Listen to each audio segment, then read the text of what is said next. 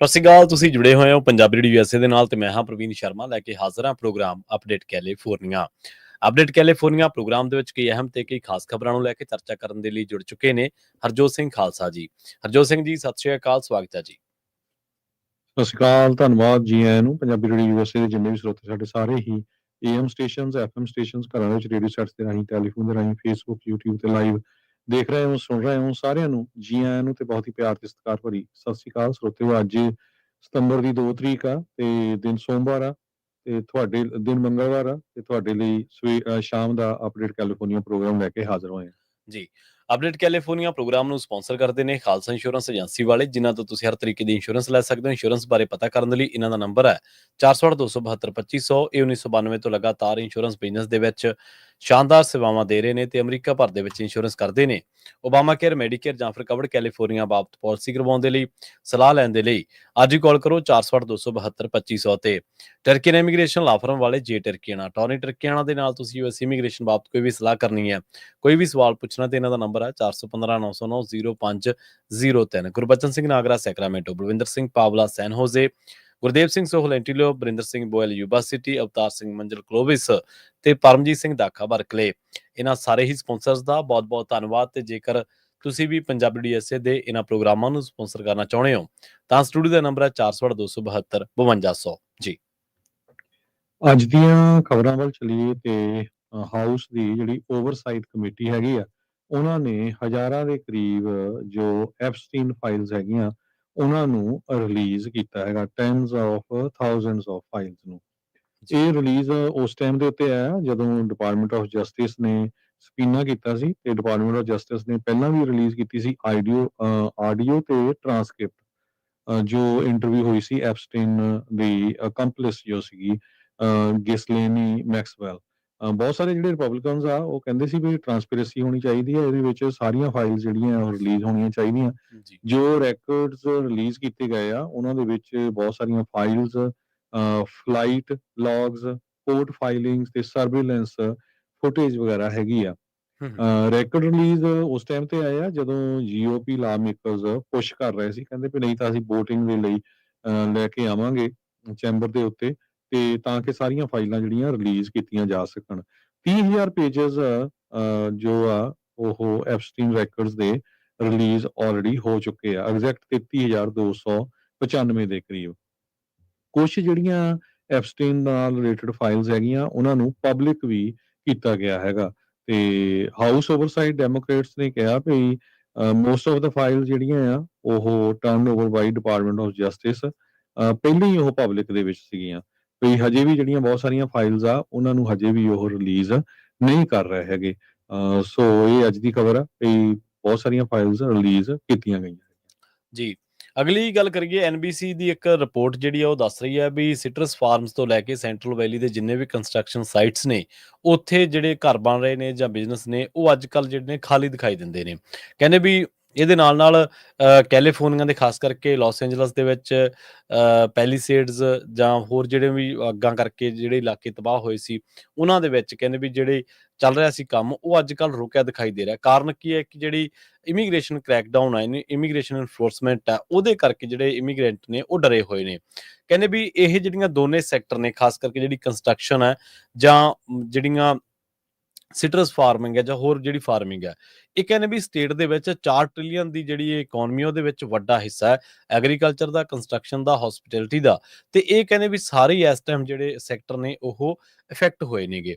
ਇਹਨਾਂ ਦੇ ਕਹਿੰਦੇ ਹਾਰਡੈਸਟ ਹਿੱਟ ਤਾਂ ਹੋਇਆ ਕਿਉਂਕਿ ਕੈਲੀਫੋਰਨੀਆ ਦਾ ਜਿਹੜਾ ਇਮੀਗ੍ਰੈਂਟ ਵਰਕਫੋਰਸ ਆ ਉਹ ਹੁਣ ਕਹਿੰਦੇ ਵੀ ਉਹਦੇ ਵਿੱਚ ਜਿਹੜੇ ਵਰਕਰਸ ਨੇ ਉਹ ਛੱਡ ਕੇ ਲਗਾਤਾਰ ਜਾ ਰਹੇ ਨੇ ਕੰਮਾਂ ਨੂੰ ਤੇ ਇਹਦਾ ਜਿਹੜਾ ਬਹੁਤ ਵੱਡਾ ਅਸਰ ਆ ਉਹ ਕੰਮਾਂ ਕਾਰਾਂ ਉੱਤੇ ਪੈ ਰਿਹਾ।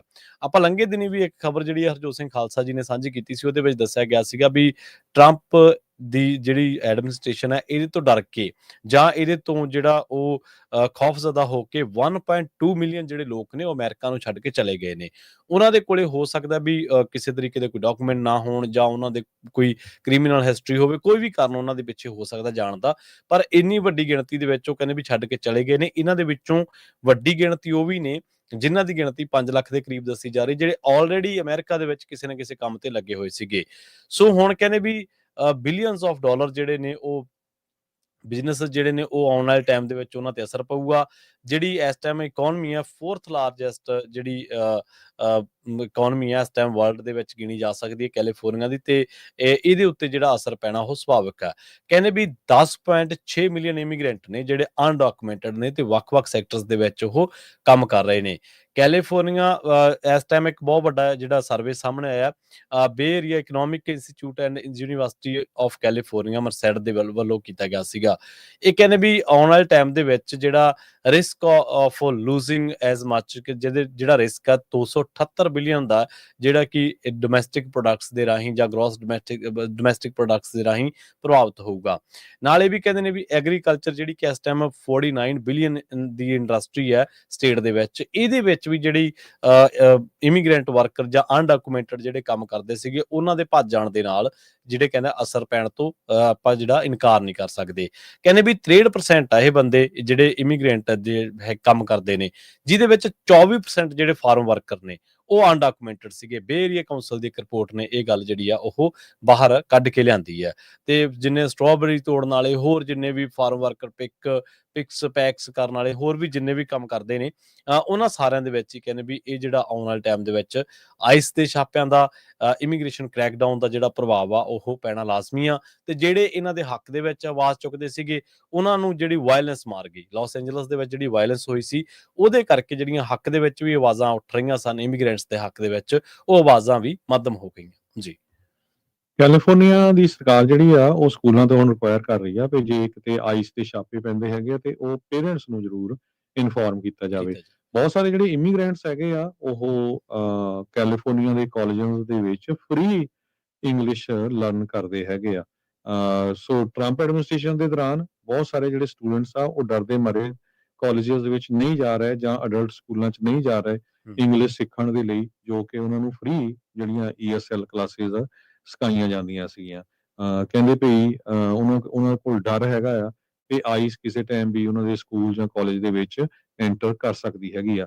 1 ਲੱਖ ਦੇ ਕਰੀਬ ਕਾਲਜ ਸਟੂਡੈਂਟਸ ਰਹਿੰਦੇ ਆ ਕੈਲੀਫੋਰਨੀਆ ਦੇ ਵਿੱਚ ਜਿਨ੍ਹਾਂ ਦੇ ਕੋਲ ਕੋਈ ਪਰਮਾਨੈਂਟ ਲੀਗਲ ਸਟੇਟਸ ਨਹੀਂ। 3.3 ਮਿਲੀਅਨ ਕੈਲੀਫੋਰਨੀਆ ਲਿਵ ਜਿੱਦਾਂ ਮਿਕਸ ਸਟੇਟ ਜਿਹੜਾ ਮਿਕਸ ਸਟੇਟਸ ਹਾਊਸ ਹੋਲਡ ਹੈਗਾ ਆ, ਜਿਹਦੇ ਵਿੱਚ ਕਿਸੇ ਕੋਲ ਵਰਕ ਪਰਮਿਟ ਹੈਗਾ, ਕੋਈ ਲੀਗਲ ਆ, ਕੋਈ ਨਹੀਂ ਲੀਗਲ ਹੈਗਾ। ਸੋ ਇਹ ਇੱਕ ਬਹੁਤ ਵੱਡੀ ਜਿਹੜੀ ਆ ਪ੍ਰੋਬਲਮ ਆ। ESL ਦੇ ਪ੍ਰੋਫੈਸਰਸ ਉਹ ਕਹਿੰਦੇ ਅਸੀਂ ਸਪੋਰਟ ਕਰਦੇ ਹਾਂ ਸਟੂਡੈਂਟਸ ਦੀ, ਪਰ ਹੁਣ ਡਰ ਦੇ ਮਾਰੇ ਬਹੁਤ ਸਾਰੇ ਜਿਹੜੇ ਸਟੂਡੈਂਟਸ ਆ ਉਹ ਕਾਲਜਸ ਜਾਂ ਅਡਲਟ ਸਕੂਲਾਂ ਦੇ ਵਿੱਚ ਨਹੀਂ ਜਾ ਰਹੇ ਹੈਗੇ ਜੀ। ਇਦਾਂ ਇਮੀਗ੍ਰੇਸ਼ਨ ਕਸਟਮ ਐਨਫੋਰਸਮੈਂਟ ਨਾਲ ਰਿਲੇਟਡ ਇੱਕ ਹੋਰ ਖਬਰ ਸਾਂਝੀ ਕਰਦੇ ਜਾਈਏ ਤੇ ਆਈਸ ਵਾਲਿਆਂ ਨੇ ਇੱਕ ਇਜ਼ਰਾਈਲੀ ਮੇਡ ਜਿਹੜੀ ਸਪਾਈਵੇਅਰ ਆ ਉਸ ਦਾ ਐਕਸੈਸ ਲੈ ਲਿਆ ਆ। $2 ਮਿਲੀਅਨ ਦੇ ਵਿੱਚ ਇਹਨਾਂ ਨੇ ਖਰੀਦਿਆ ਆ। ਪੈਰਾਗਨ ਸੋਲੂਸ਼ਨਸ ਨਾਮ ਦੀ ਕੰਪਨੀ ਹੈ ਇਜ਼ਰਾਈਲ ਦੀ, ਜਿਹਦੇ ਨਾਲ ਤੁਹਾਡਾ ਜਿਹੜਾ ਫੋਨ ਆ ਉਸ ਨੂੰ ਹੈਕ ਕੀਤਾ ਜਾ ਸਕਦਾ ਤੇ ਇਨਕ੍ਰਿਪਟਡ ਜਿਹੜੀਆਂ ਐਪਸ ਆ ਉਹਨਾਂ ਨੂੰ ਵੀ ਹੈਕ ਕੀਤਾ ਜਾ ਸਕਦਾ ਹੈਗਾ। ਸੋ ਜੋ ਕੁਝ ਤੁਹਾਡੇ ਫੋਨ ਦੇ ਵਿੱਚ ਹੈਗਾ ਉਹ ਸਾਰਾ ਕੁਝ ਇਮੀਗ੍ਰੇਸ਼ਨ ਕਸਟਮ ਐਨਫੋਰਸਮੈਂਟ ਵਾਲੇ ਹੈਕ ਕਰ ਸਕਦੇ ਹੈਗੇ ਆ। ਹੁਣੇ ਜਿਹੜਾ ਆ ਇਹਨਾਂ ਨੇ $2 ਮਿਲੀਅਨ ਦਾ ਜਿਹੜਾ ਕੰਟਰੈਕਟ ਆ ਇਸ ਕੰਪਨੀ ਦੇ ਨਾਲ ਕੀਤਾ ਹੈਗਾ। ਸੋ ਇਹਦੇ ਨਾਲ ਹੋਮਲੈਂਡ ਸਿਕਿਉਰਿਟੀ ਵਾਲੇ ਕਹਿੰਦੇ ਆ ਵੀ ਸਾਨੂੰ ਫਾਇਦਾ ਬਹੁਤ ਹੋਊਗਾ। ਬਹੁਤ ਵਾਰ ਲੋਕ ਜਿਹੜੇ ਆ ਉਹ ਡਿਲੀਟ ਕਰ ਦਿੰਦੇ ਆ ਆਪਣੀਆਂ ਐਪਸ ਦੇ ਵਿੱਚੋਂ, ਸੋਸ਼ਲ ਮੀਡੀਆ ਦੇ ਉੱਤੋਂ, ਤੇ ਕਈ ਜਿਹੜੀਆਂ ਐਪਸ ਇਨਕ੍ਰਿਪਟਡ ਹੁੰਦੀਆਂ ਹੈਗੀਆਂ ਉਹਨਾਂ ਨੂੰ ਵੀ ਜਿਹੜਾ ਹੁਣ ਉਹ ਖੋਲ ਕੇ ਦੇਖ ਸਕਦੇ ਆ ਵੀ ਇਹ ਬੰਦੇ ਦਾ ਜਿਹੜਾ ਬਿਹੇਵੀਅਰ ਕਿਸ ਤਰ੍ਹਾਂ ਦਾ ਆ, ਅਮਰੀਕਾ ਪ੍ਰਤੀ ਕਿਸ ਤਰ੍ਹਾਂ ਦਾ ਆ, ਕੋਈ ਹੇਟ ਵਾਲਾ ਤਾਂ ਨਹੀਂ ਹੈਗਾ। ਸੋ ਇਹ ਜਿਹੜਾ ਸਪਾਈਵੇਅਰ ਆ ਇਹ ਇੱਕ ਤਾਂ ਬਹੁਤ ਸਾਰੇ ਅਮਰੀਕਨ ਹੁਣ ਇਹ ਕਹਿ ਰਹੇ ਆ ਵੀ ਇਹ ਤਾਂ ਇੱਕ ਤਰ੍ਹਾਂ ਦੇ ਨਾਲ ਫ੍ਰੀ ਸਪੀਚ ਤੇ ਪ੍ਰਾਈਵੇਸੀ ਦੀ ਨੂੰ ਥ੍ਰੈਟ ਹੈਗਾ ਆ, ਪਰ ਆਲਰੇਡੀ ਕੰਟਰੈਕਟ ਇਹਨਾਂ ਨੇ ਕਰ ਲਿਆ ਹੈ ਜੀ। ਬਿਲਕੁਲ, ਜਿਵੇਂ ਤੁਸੀਂ ਸਕੂਲਾਂ ਦਾ ਜ਼ਿਕਰ ਕੀਤਾ, ਖਬਰ ਦੇ ਮੁਤਾਬਕ ਲਾਸ ਐਂਜਲਸ ਜਿਹੜਾ ਯੂਨੀਫਾਈਡ ਆ ਉੱਥੇ ਦੱਸਦੇ ਆ ਕਿ ਜਿਹੜਾ ਇਮੀਗ੍ਰੇਸ਼ਨ ਅਥਾਰਟੀਜ਼ ਆ ਉਹ ਜਦੋਂ ਸਕੂਲ ਦੇ ਵਿੱਚ ਆਉਂਦੀਆਂ ਨੇ ਜਾਂ ਆਉਣ ਵਾਲੇ ਟਾਈਮ ਦੇ ਵਿੱਚ ਕਹਿੰਦੇ ਵੀ ਇੱਥੇ ਸਕੂਲ ਡਿਸਟ੍ਰਿਕਟ ਦੇ ਮੁਤਾਬਕ ਨੇਸ਼ਨ ਦਾ ਲਾਰਜੈਸਟ ਅਸੀਂ ਹੈਗੇ ਆ ਤੇ 30,000 ਜਿਹੜਾ ਇਮੀਗ੍ਰੈਂਟ ਸਟੂਡੈਂਟ ਜਿਹੜਾ ਸਾਡੇ ਕੋਲੇ ਹੈਗਾ। ਉਹਨਾਂ ਨੇ ਇਸ ਗੱਲ ਦਾ ਵੀ ਦਾਅਵਾ ਕੀਤਾ ਵੀ ਪਹਿਲਾਂ ਹੀ ਜਿਹੜੇ ਆਈਸ ਦੇ ਛਾਪੇ ਪਏ ਸੀ ਲਾਸ ਐਂਜਲਸ ਦੇ ਵਿੱਚ, ਉਹਨਾਂ ਕਰਕੇ ਬਹੁਤ ਵੱਡੀ ਗਿਣਤੀ ਦੇ ਵਿੱਚ ਜਿਹੜੀਆਂ ਫੈਮਿਲੀ ਸੀਗੀਆਂ, ਪਰਿਵਾਰ ਸੀਗੇ, ਉਹ ਇਹਨਾਂ ਇਲਾਕਿਆਂ ਨੂੰ ਛੱਡ ਕੇ ਚਲੇ ਗਏ। ਦੂਜੇ ਪਾਸੇ ਆਪਾਂ ਇਹ ਵੀ ਦੇਖਦੇ ਹਾਂ ਵੀ ਲਗਾਤਾਰ ਇਮੀਗ੍ਰੇਸ਼ਨ ਦੇ ਮਾਮਲੇ ਦੇ ਵਿੱਚ ਆਪਾਂ ਖਬਰਾਂ ਸਾਂਝੀਆਂ ਤੁਹਾਡੇ ਨਾਲ ਕੈਲੀਫੋਰਨੀਆ ਦੇ ਵਿੱਚ ਬਹੁਤ ਸਾਰੀਆਂ ਕਰਦੇ ਹਾਂ। ਜਿਹੜੇ ਹੈਲਥ ਵਰਕਰਸ ਨੇ ਉਹਨਾਂ ਨੇ ਵੀ ਲੰਘੇ ਦਿਨਾਂ ਦੇ ਵਿੱਚ ਇਸ ਗੱਲ ਦੀ ਮੰਗ ਕੀਤੀ ਸੀ ਵੀ ਸਾਡੇ ਜਿਹੜੇ ਰਾਈਟਸ ਨੇ, ਸਾਡਾ ਜਿਹੜਾ ਦਾਇਰਾ ਅਧਿਕਾਰ ਖੇਤਰ ਉਹ ਕਿੱਥੋਂ ਤੱਕ ਆ, ਕਿਉਂਕਿ 2 ਹੈਲਥ ਵਰਕਰਸ ਨੂੰ ਇਸ ਮਾਮਲੇ ਦੇ ਵਿੱਚ ਜਿਹੜੇ ਚਾਰਜਸ ਦਾ ਸਾਹਮਣਾ ਕਰਨਾ ਪੈ ਰਿਹਾ। ਇਸ ਕਰਕੇ ਆਉਣ ਵਾਲੇ ਟਾਈਮ ਦੇ ਵਿੱਚ, ਕਿਉਂਕਿ ਆਪਾਂ ਨੂੰ ਪਤਾ ਕਿ ਜਿਹੜਾ ਇਹ ਸ਼ਿਕੰਜਾ ਹੋਰ ਕੱਸਿਆ ਜਾਣਾ, ਇਹਦੇ ਤੋਂ ਆਪਾਂ ਇਨਕਾਰ ਨਹੀਂ ਕਰ ਸਕਦੇ, ਪਰ ਆਉਣ ਵਾਲੇ ਟਾਈਮ ਦੇ ਵਿੱਚ ਕਹਿੰਦੇ ਕਿ ਜਿਹੜੀਆਂ ਡੈਮੋਕ੍ਰੈਟਿਕ ਲੈਡ ਸਟੇਟਸ ਨੇ, ਉੱਥੇ ਜਿਹੜੀ ਇਹ ਲੈਜਿਸਲੇਸ਼ਨ ਹੈ, ਉੱਥੇ ਜਿਹੜੇ ਇਮੀਗ੍ਰੇਸ਼ਨ ਦੇ ਕ੍ਰੈਕਡਾਊਨ ਨੇ ਉਹ ਤੇਜ਼ ਕੀਤੇ ਜਾਣਗੇ, ਤੇ ਤਾਂ ਜੋ ਜਿਹੜਾ ਟਰੰਪ ਦਾ ਜਿਹੜਾ ਮਾਸ ਡਿਪੋਰਟੇਸ਼ਨ ਵਾਲਾ ਜਿਹੜਾ ਪਲਾਨ ਹੈ ਉਹਨੂੰ ਜਿਹੜਾ ਅਮਲੀ ਜਾਮਾ ਉਹ ਪਹਿਨਾਇਆ ਜਾ ਸਕੇ। ਤੇ ਹੁਣ ਸਕੂਲ ਡਿਸਟ੍ਰਿਕਟ ਦੇ ਨਾਲ ਸੰਬੰਧਿਤ ਜਿਹੜੀਆਂ ਖਬਰਾਂ ਨੇ ਉਹ ਵੀ ਸਾਹਮਣੇ ਆਉਣ ਲੱਗ ਪਈਆਂ ਨੇ। ਸਕੂਲ ਡਿਸਟ੍ਰਿਕਟ, ਇਹ ਜਦੋਂ ਇਹ ਇਮੀਗ੍ਰੇਸ਼ਨ ਦੇ ਛਾਪੇ ਵੱਜਦੇ ਸੀਗੇ, ਉਦੋਂ ਵੀ ਕਈ ਜਿਹੜੇ ਡਿਸਟ੍ਰਿਕਟ ਸੀਗੇ ਉਹਨਾਂ ਨੇ ਇਹ ਗੱਲ ਕਹੀ ਸੀਗੀ ਵੀ ਅਸੀਂ ਕਿਸੇ ਵੀ ਜਿਹੜਾ ਸਟੂਡੈਂਟ ਆ ਉਹਦਾ ਡਾਟਾ ਸ਼ੇਅਰ ਨਹੀਂ ਕਰਾਂਗੇ, ਉਹਦੀ ਜਿਹੜੀ ਉਹਦਾ ਕੀ ਸਟੇਟਸ ਹੈ ਅਮਰੀਕਾ ਦੇ ਵਿੱਚ ਇਹ ਨਹੀਂ ਦੱਸਾਂਗੇ, ਤੇ ਜੇਕਰ ਛਾਪੇ ਵੱਜਦੇ ਨੇ, ਆਈਸ ਆਉਂਦੀ ਆ, ਤਾਂ ਅਸੀਂ ਉਹਨਾਂ ਨੂੰ ਦੱਸਣ ਦੇ ਲਈ ਪਾਬੰਦ ਵੀ ਨਹੀਂ ਹੈਗੇ। ਪਰ ਉਹ ਆਪਾਂ ਨੂੰ ਪਤਾ ਕਿ ਉਸ ਤੋਂ ਬਾਅਦ ਬਹੁਤ ਸਾਰੀਆਂ ਕਾਨੂੰਨੀ ਚਾਰਾਜੋਈਆਂ ਇਹ ਜਿਹੀਆਂ ਹੋਈਆਂ, ਪੈਮ ਬੌਂਡੀ ਵਰਗੇ ਲੋਕ ਸਿੱਧੇ ਹੀ ਕਹਿੰਦੇ ਨੇ ਵੀ ਜਿੱਥੇ ਫੈਡ ਆ ਉੱਥੇ ਕੋਈ ਹੋਰ ਜਿਹੜਾ ਉਹ ਖੜ ਨਹੀਂ ਸਕਦਾ, ਅੜ ਨਹੀਂ ਸਕਦਾ। ਜੀ ਜੀ। ਕੈਲੀਫੋਰਨੀਆ ਦੇ ਵਿੱਚ ਜਿਹੜੀ ਹੀਟ ਵੇਵ ਆ, ਖਾਸ ਕਰਕੇ ਸਦਰਨ ਕੈਲੀਫੋਰਨੀਆ ਦੇ ਵਿੱਚ ਤੇ ਜਿਹੜੀ ਸਟੈਨਿਸਲਸ ਕਾਉਂਟੀ, ਸੈਂਟਰਲ ਵੈਲੀ ਏਰੀਆ ਆ, ਉੱਥੇ ਬਹੁਤ ਜ਼ਿਆਦਾ ਆ। ਬੇ ਏਰੀਆ ਦੇ ਵਿੱਚ ਵੀ ਕਾਫੀ ਜਿਹੜਾ ਟੈਂਪਰੇਚਰ ਪਿਛਲੇ ਦਿਨਾਂ ਦੇ ਵਿੱਚ ਦੇਖਿਆ ਗਿਆ ਆ। ਇਹਦੇ ਨਾਲ ਕਹਿੰਦੇ ਲੇਟ ਸਮਰ ਥੰਡਰ ਸਟਾਰਮ ਵੀ ਬਹੁਤ ਆਏ ਹੈਗੇ ਆ। ਐਕਸਟ੍ਰੀਮ ਵੈਦਰ ਜਿਹੜਾ ਆ ਕੈਲੀਫੋਰਨੀਆ ਦੇ ਵਿੱਚ ਹਜੇ ਵੀ ਇਦਾਂ ਹੀ ਚੱਲ ਰਿਹਾ ਹੈਗਾ। ਜਿਹੜਾ ਲੇਬਰ ਡੇ ਵੀਕਐਂਡ ਸੀਗਾ, ਇਹਦੇ ਵਿੱਚ ਟੈਂਪਰੇਚਰ ਬਹੁਤ ਜ਼ਿਆਦਾ ਸੀ, ਸਕੋਰਚਿੰਗ ਟੈਂਪਰੇਚਰ ਸੀ ਜੀ ਕਹਿੰਦੇ। ਬਿਲਕੁਲ। ਤੇ ਮੌਨਸੂਨ ਦਾ ਮੋਇਸਚਰ ਦਾ ਸਰਜ ਹੋ ਰਿਹਾ, ਤੇ ਅੱਗਾਂ ਦੇ ਸੀਜ਼ਨ ਵੀ ਆ। ਲਾਈਟਨਿੰਗ ਬਹੁਤ ਜ਼ਿਆਦਾ ਪੈ ਰਹੀ ਆ, ਜਿਹਦੇ ਕਰਕੇ ਅੱਗਾਂ ਲੱਗਣ ਦੇ ਚਾਂਸ ਹੈਗੇ ਆ। 50 ਮੀਲ ਪਰ ਆਵਰ ਦੇ ਹਿਸਾਬ ਦੇ ਨਾਲ ਬਹੁਤ ਸਾਰੇ ਏਰੀਏ 'ਚ ਹਵਾਵਾਂ ਚੱਲਦੀਆਂ, ਜੇ ਅਨਫੋਰਚੂਨੇਟਲੀ ਕਿਤੇ ਅੱਗ ਲੱਗਦੀ ਆ ਤੇ ਬਹੁਤ ਤੇਜ਼ੀ ਦੇ ਨਾਲ ਉਹ ਜਿਹੜੀ ਫੈਲ ਸਕਦੀ ਹੈਗੀ ਆ। ਮੀਟੀਓਰੋਲੋਜਿਸਟ ਜੋ ਆ ਉਹਨਾਂ ਨੇ ਟਰੈਕ ਕੀਤਾ ਹੈ ਵੀ 50 ਤੋਂ ਲੈ ਕੇ 100 ਦੇ ਕਰੀਬ ਜੋ ਲਾਈਟਨਿੰਗ ਸਟ੍ਰਾਈਕਸ ਹੋਈਆਂ ਪਰ ਆਵਰ ਦੇ ਹਿਸਾਬ ਦੇ ਨਾਲ ਸਦਰਨ ਕੈਲੀਫੋਰਨੀਆ ਦੇ ਵਿੱਚ ਅੱਜ ਸਵੇਰੇ।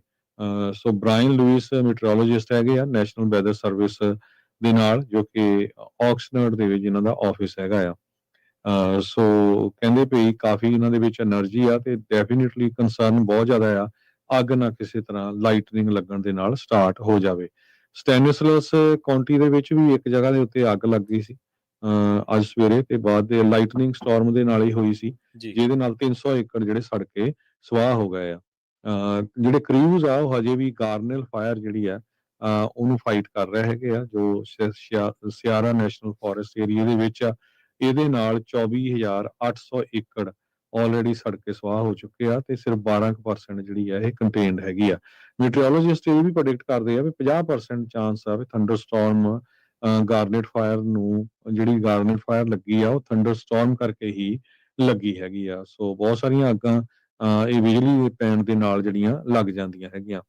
ਕਈ ਜਗ੍ਹਾ ਦੇ ਉੱਤੇ ਫਲੱਡ ਵਾਚ ਵੀ ਜਿਹੜਾ ਇਸ਼ੂ ਕੀਤਾ ਗਿਆ ਸੈਂਟਰਲ ਕੈਲੀਫੋਰਨੀਆ 'ਚ, Kern River Valley, Grand Grover, Indian Wells Valley, Kings Canyon National Park, Mojave Desert ਤੇ ਚਾਪੀ ਏਰੀਆ ਵਗੈਰਾ ਦੇ ਵਿੱਚ ਫਲੱਡ ਵਾਰਨਿੰਗ ਵੀ ਜਿਹੜੀ ਦਿੱਤੀ ਗਈ ਹੈਗੀ ਆ। ਜੀ। ਅਗਲੀ ਖਬਰ ਦੇ ਵੱਲ ਵਧੀਏ ਤੇ ਵਾਲਟ ਡਿਜ਼ਨੀ ਕਾਰਪੋਰੇਸ਼ਨ ਹੈ ਜਿਹੜਾ, ਉਹ ਆਪਾਂ ਨੂੰ ਪਤਾ ਬਹੁਤ ਵੱਡੀ ਪ੍ਰੋਡਕਸ਼ਨ ਕੰਪਨੀ ਹੈ, ਇੱਕ ਜਿਹੜੀ ਖਾਸ ਕਰਕੇ ਕੰਟੈਂਟ ਦੇ ਮਾਮਲੇ ਦੇ ਵਿੱਚ ਬਹੁਤ ਵੱਡੀਆਂ-ਵੱਡੀਆਂ ਫਿਲਮਾਂ ਉਹਨਾਂ ਨੇ ਜਿਹੜੀਆਂ ਉਹ ਪ੍ਰੋਡਿਊਸ ਕੀਤੀਆਂ ਨੇ। ਡਿਜ਼ਨੀ ਜਿਹੜਾ ਉਹਨੂੰ ਹੁਣ 10 ਮਿਲੀਅਨ ਜਿਹੜਾ ਉਹ ਇੱਕ ਵਾਇਲੇਸ਼ਨ ਦੇ ਲਈ ਪੇ ਕਰਨਾ ਪਊਗਾ, ਆਨਲਾਈਨ ਪ੍ਰਾਈਵੇਸੀ ਦਾ ਇਹ ਮਾਮਲਾ।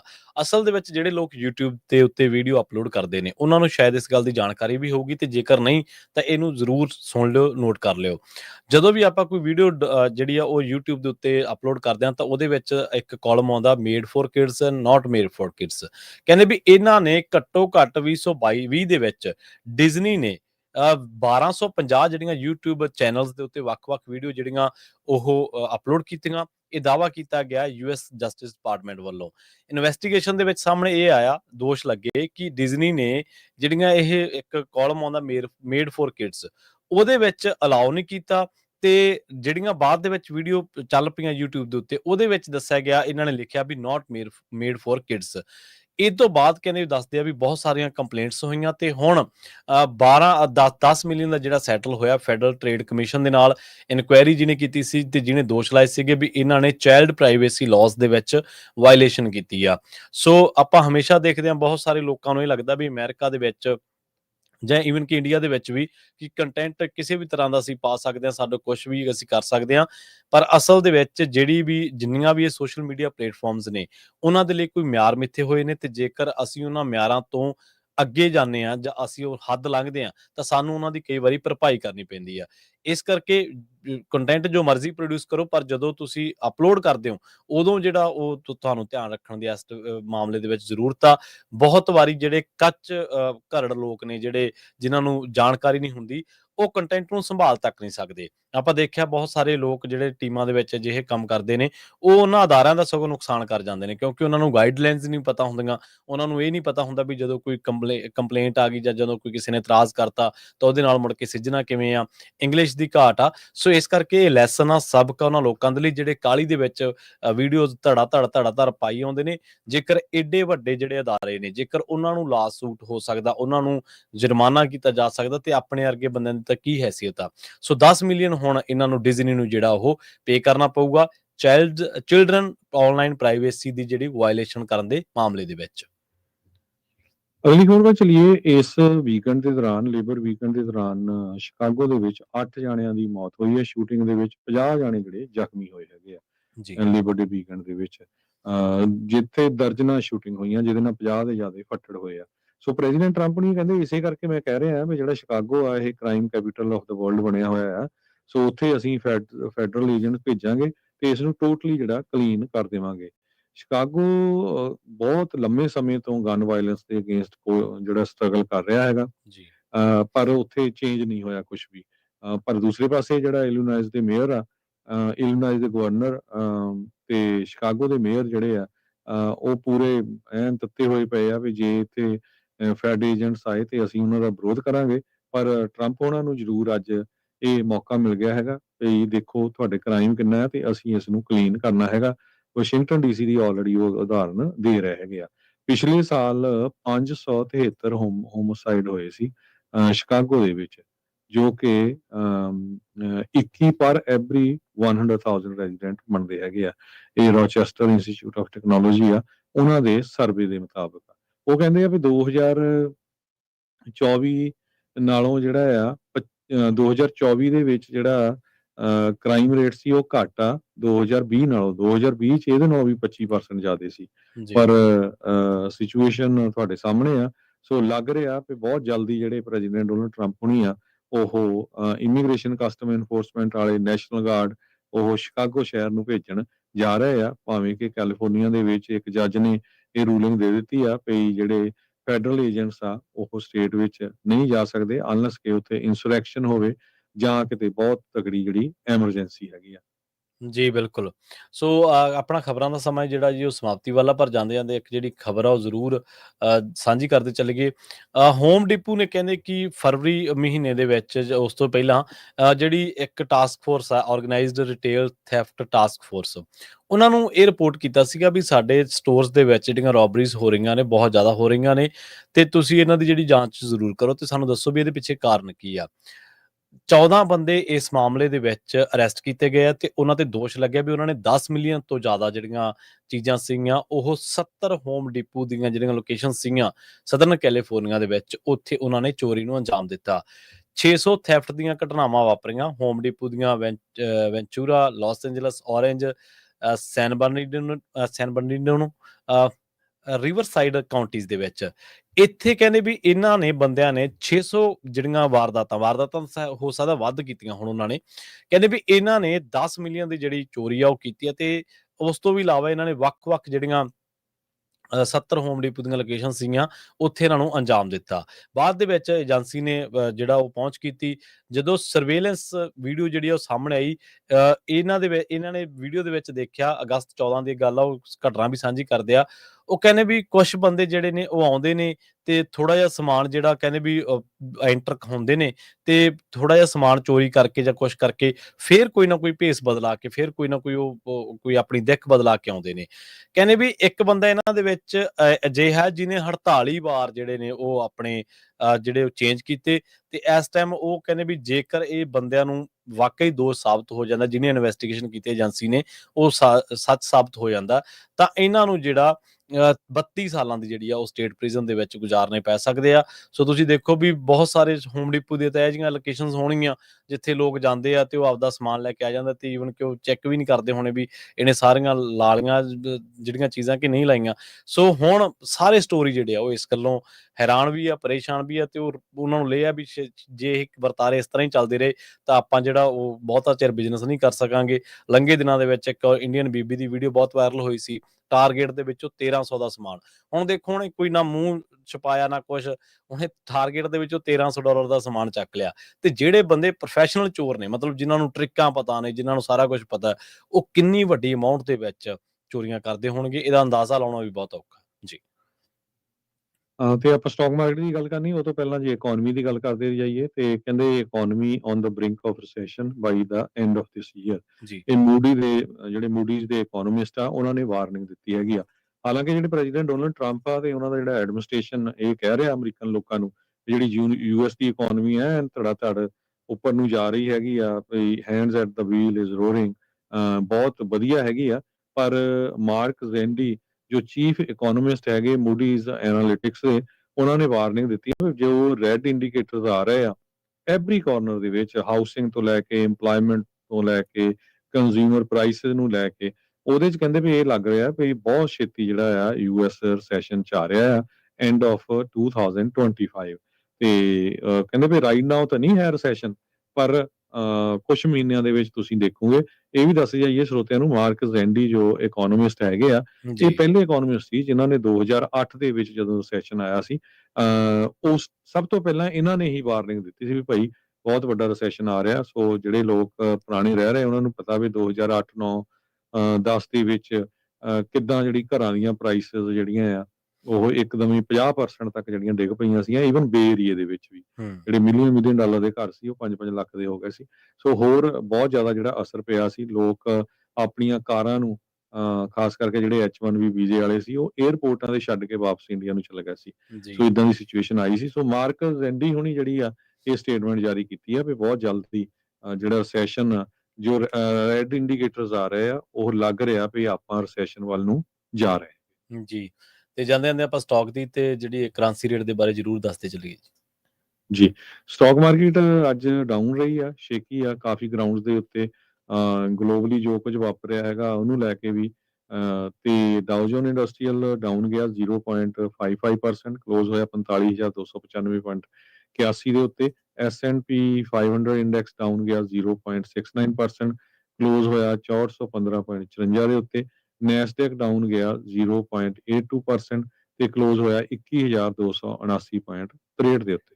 ਜੀ। ਇਸੇ ਤਰ੍ਹਾਂ ਜੇਕਰ ਕਰੰਸੀ ਦੀ ਗੱਲ ਕਰੀਏ ਤਾਂ ਅੱਜ ਇੱਕ US ਡਾਲਰ ਦੀ ਕੀਮਤ ਕੈਨੇਡਾ ਦੇ $1 ਤੇ 38 ਸੈਂਟ ਦੇ ਬਰਾਬਰ, ਇੰਡੀਆ ਦੇ 88 ਰੁਪਏ ਤੇ 3 ਪੈਸਿਆਂ ਦੇ ਬਰਾਬਰ, ਤੇ ਪਾਕਿਸਤਾਨ ਦੇ 283 ਰੁਪਏ ਤੇ 71 ਪੈਸਿਆਂ ਦੇ ਬਰਾਬਰ ਇੱਕ ਅਮਰੀਕੀ ਡਾਲਰ ਦੀ ਕੀਮਤ ਰਹੀ ਹੈ ਜੀ। ਸੋ ਪ੍ਰੋਗਰਾਮ ਅਪਡੇਟ ਕੈਲੀਫੋਰਨੀਆ ਨੂੰ ਅਸੀਂ ਇੱਥੇ ਹੀ ਸਮਾਪਤ ਕਰਾਂਗੇ। ਸਾਡੇ ਦੋਵਾਂ ਵੱਲੋਂ ਤੁਹਾਨੂੰ ਸਭ ਨੂੰ ਪਿਆਰ ਸਤਿਕਾਰ ਸਹਿਤ ਸਤਿ ਸ਼੍ਰੀ ਅਕਾਲ। ਸੁਣਦੇ ਰਹੋ Punjabi radio USA। Punjabi radio USA ਤੇ ਅੱਗੇ ਤੁਸੀਂ ਸਰਵਣ ਕਰੋਗੇ ਸ਼ਾਮ ਦੇ ਦੀਵਾਨ।